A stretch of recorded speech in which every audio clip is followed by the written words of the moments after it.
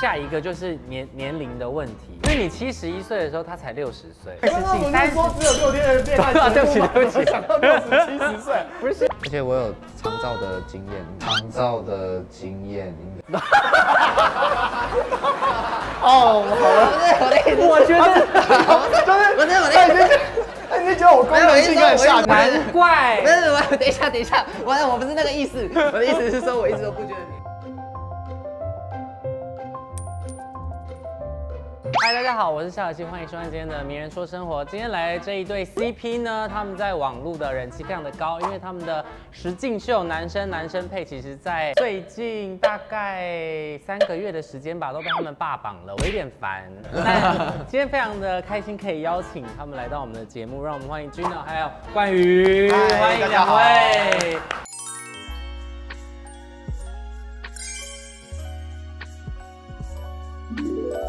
居冠 CP 嘛，对不对？目前在网络上就是大家讨论非常的热烈。听说你们总共录影的时间其实总共才6天，对，然后自由的发展，手机没收，手机也会被没收，自己的手机 OK， 所以跟外界阻隔。忽然想要回家不行，在节目中有一个退场机制，有一个退场机制，对，所以你们两个就是完成了。撑完了一整季，这6天相爱了、热恋的那几天之后，但是因为这其实要在6天里面认真的认识一个人，在这个过程当中，其实是需要花蛮多时间跟蛮多心力在里面的。大家看到的面向其实很多，有什么你们自己有很印象深刻的，然后没有播出的吗？就其实我们在我们会有一个4人房。然后我们其实就是有聊到一些大家的过去的经历，对，然后才发现其实好像就是像是可能艺术圈或者是运动的彼此认识的朋友，然后就觉得蛮有趣的，然后就讲了很多以前自己的成长背景，然后有被单位剪成是一个小小的番外篇。这么多人的聊完天之后，你不可能立刻入睡嘛？我觉得在入睡一定心里有很多的想法，因为感觉你们一天也没睡几个小时吧？因为应该有睡到6到7啦，有啦，有睡到6。对，但是在入睡的这个过程，应该心里有很多的 OS， 跟我明天要选谁，明天谁会选我，然后跟他跟我想象的不太一样，这些有这些想法在里面吗？有越来越不好睡着所以一开始是好睡的，对，第一天就很好睡，然后后来越来越熟，然后发生了一些事情之后，你就会开始越来越不好睡。我以为会是像是第一天会很不好入睡，因为又紧张嘛，紧张的情绪夹杂在里面，然后可能又陌生。但是他第一天就有人抱他，是 OK 啦，翻旧账。对，但是这样子是有睡得比较好吗？就是这个嘴角的幅度有一点提得太高了，就是还不错啦。节目组有给你们一些规定跟指令吗？特别其实都没有。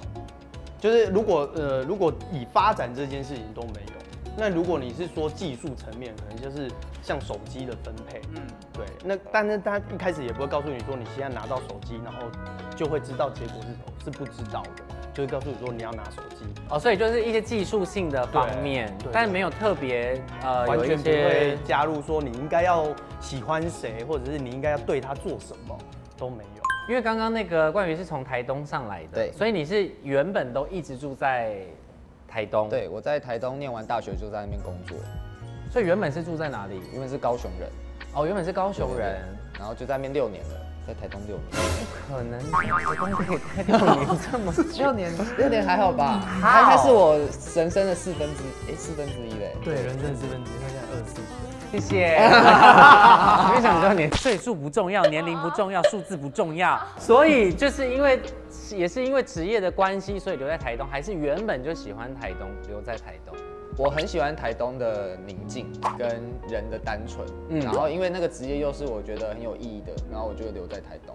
对，所以现在这件事情就很复杂了，因为 KOL 的职业是，我没有说每一个，我是说看起来都很复杂。我没有要攻击谁的意思，我是说 KOL 的人生的确会比较，可能身边都会一直出现大量可能身材很好的人，颜值很高的人，然后对，的确就会有这些不一样的生活的面向嘛，所以在职业上面一开始你们就会有这些担心嘛。当然，我觉得君柔应该是不用担心，因为台东的选择的确可能相对少，相对少一点，相对 ，right， 还是有很棒的人。当然，但我说相对会比在跟 KOL 圈比较起来会少一点嘛。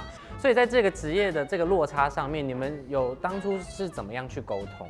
他上来台北，我给我的设定就是，他既然要来台北，就会看到很多新鲜的东西，那我就带着他看。就陪他看，如果他想要的话，那如果他想要自己去探索，我就交给他看。所以你说，我可能会认识比较多，可能也是更好看的人，或者是更知名的人，这是吧？是吧？对，我就会介绍给他认识。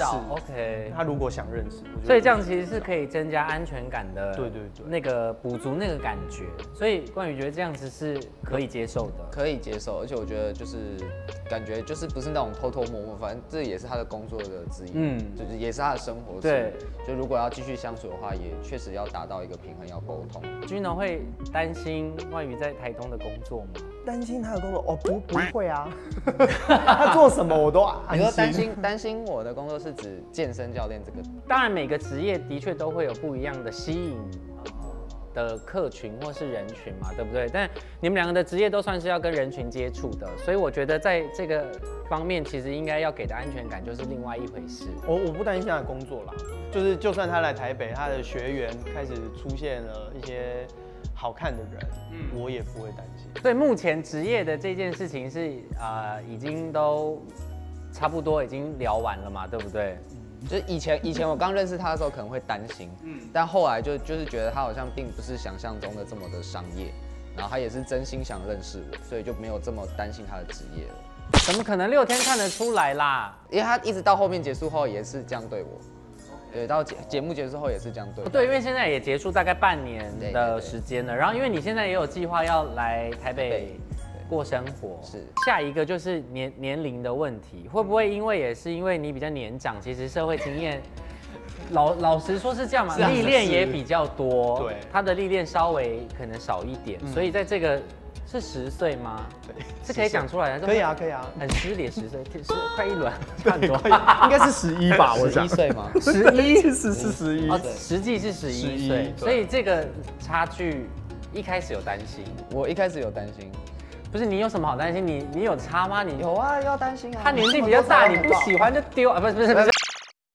不是啊，因为他已经因为你也不想耽误他，对，不想第一次就是我觉得他已经有这么好的事业，跟他有一些成就，那我还在一个未起飞，然后又在一个比较可能跟外界没有接触的东部，那不知道这样子会不会影响到他？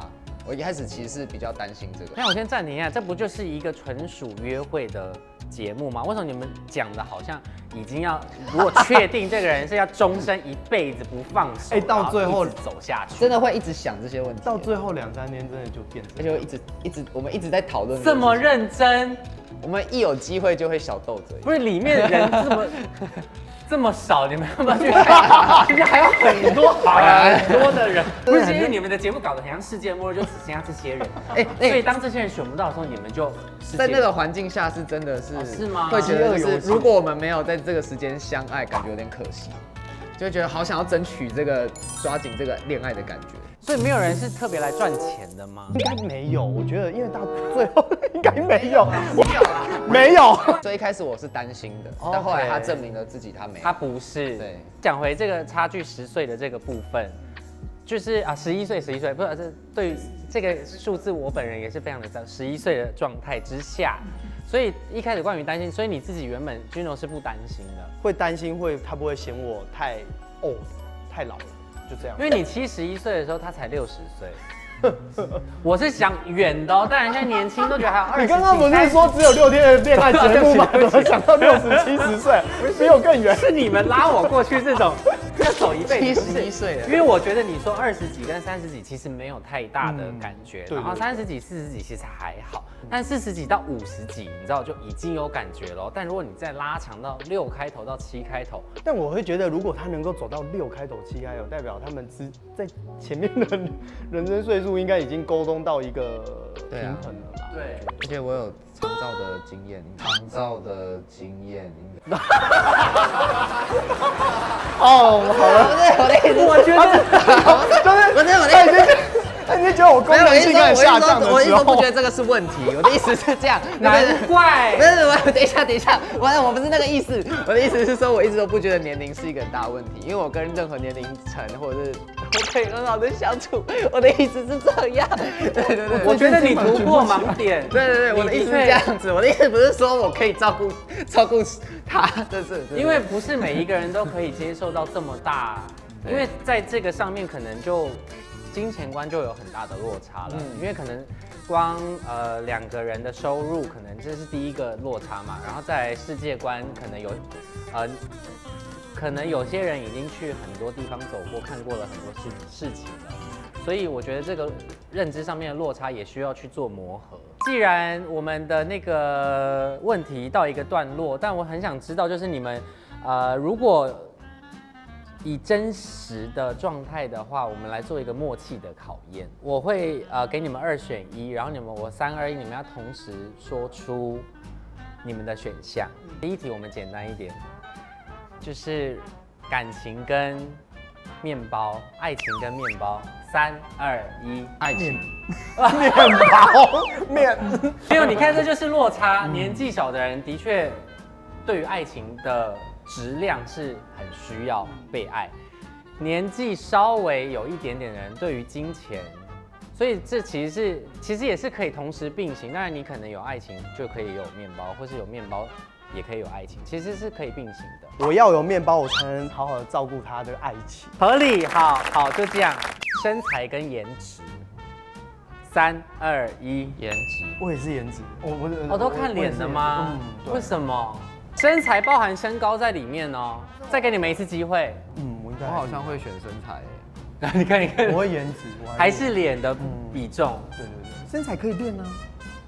但是我的想法就是因为他身材练了，所以他代表他愿意去改变他的外形。对，他为了他的出发点是为了可能要为了自己更好。惨了，这一对还有很多时间要磨，怎么办？我现在越想越担心。所以才会一起经历很多事情。对。就是，但如果试车这件事情呢？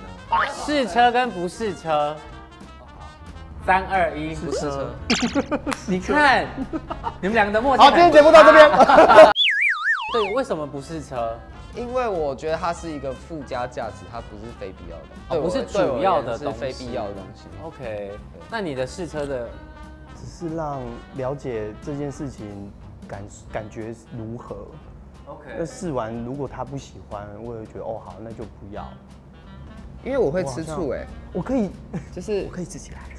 哦，对啊，就我会担心说他会不会也想跟人家就是试车，就是我自己想的人比较多，所以我自己也会想说，那我可能不要乱搭车，这样子可能不要乱上车，对，然后可能我的伴侣会觉得比较有安全感。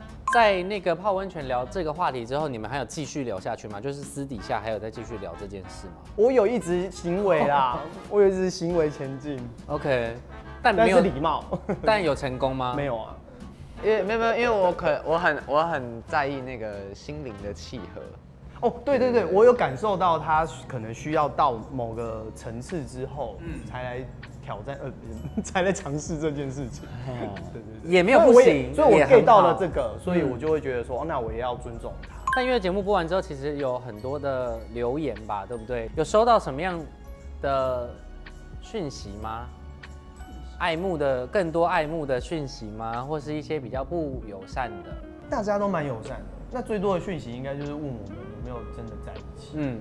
那我们现在就是还在，那才刚上来，还没上来，还在路上。好，我在撑一下。那就是我们现在我觉得他上来台北是一个很大的转变。对，所以我们其实才是一个比较接近在认识彼此的阶段。但因为最后就是因为我们看了这一个片段也很感动，就是冠宇的妈妈也有对，留言，对，就这件事情，Juno心里有什么样的波动吗？我们都活在一个可能害怕家人知道，然后又想家人知道的这种矛盾之中。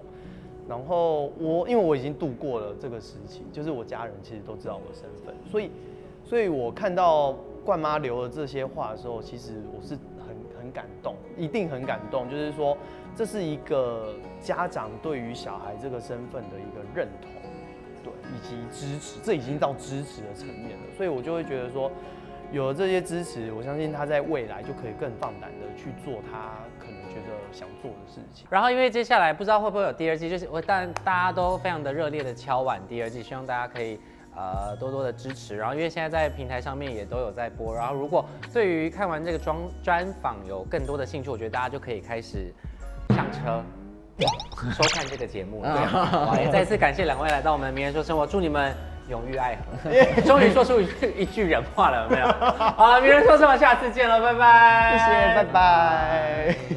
Hello， 大家好，我是冠宇，我是 Juno。